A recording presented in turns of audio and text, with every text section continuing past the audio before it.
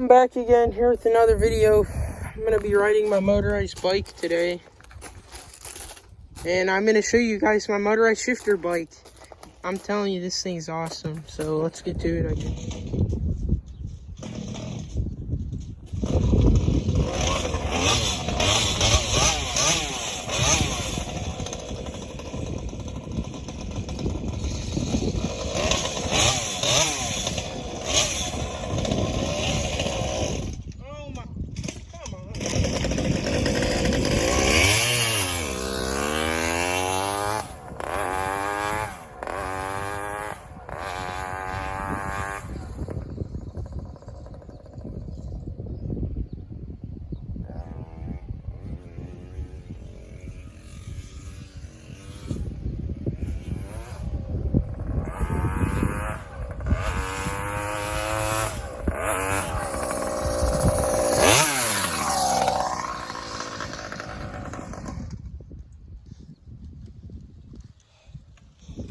I got into like 4th gear there going down the driveway.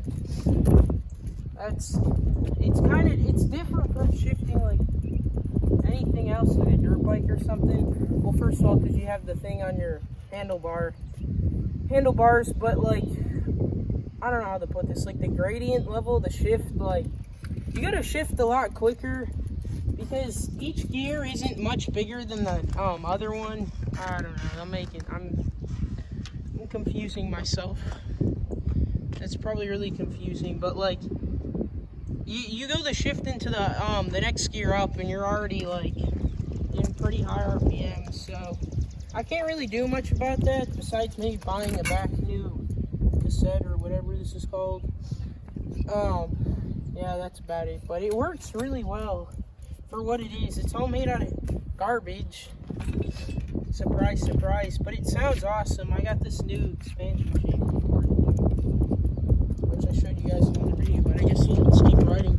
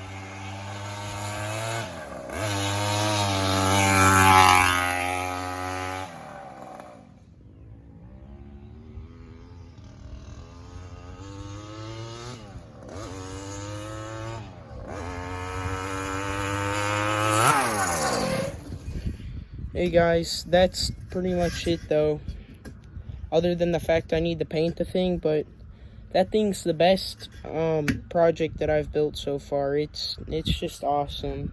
That thing turned out way better than I expected, and surprisingly enough, I haven't broken any chains, knock on wood, and because it's only thin, normal, I'm using bicycle chain and a V-belt, which I'm not worried about that breaking. That's not going to break. But a V-belt for my clutch, kind of like a lawnmower clutch kind of a deal.